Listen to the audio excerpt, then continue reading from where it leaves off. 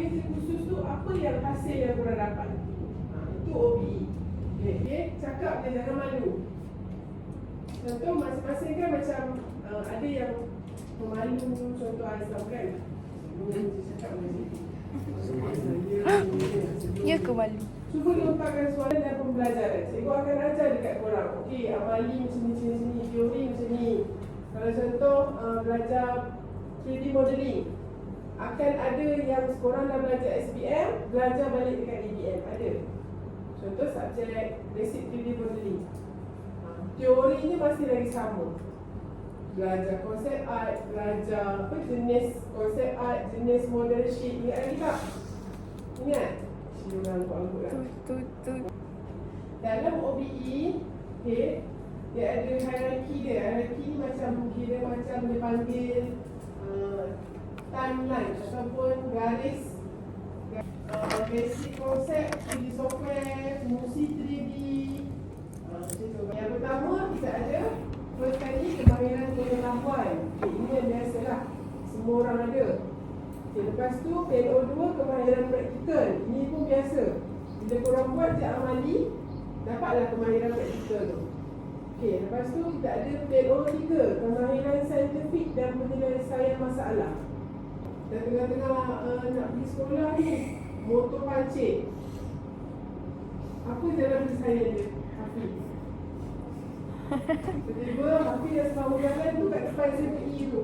Motor Hafiz pancit. Hafiz buat apa? Saya call kawan. Okay, lepas tu? Pergi pump minyak. Isi air. Pump minyak. Lepas tu? Lepas tu saya pergi bengkel beli tayar baru. Lepas tu? Lepas tu saya tukar tayar. Lepas tu? Oh, banyak betul lagi? Bila nak sekolah. Kau pergi. Lepas tu saya on the way pergi sekolah. Okey, tu dia. Tu tak ada jalan saya. Kita tengoklah motor penuh, motor sampai yang motor tu elok-elok pancit terus. Motor tu elok sendiri. Dia nak begitu kan. Tu tak boleh lah. Itu tak ada dalam penyelesaian dia. Korang, apa-apa korang dapat masalah, kena selesaikan. Fikirkan cara macam mana nak selesaikan. Dalam hidup kita ni semua ada masalah kan? Betul? Ada tak hidup yang tak ada masalah? Tak ada.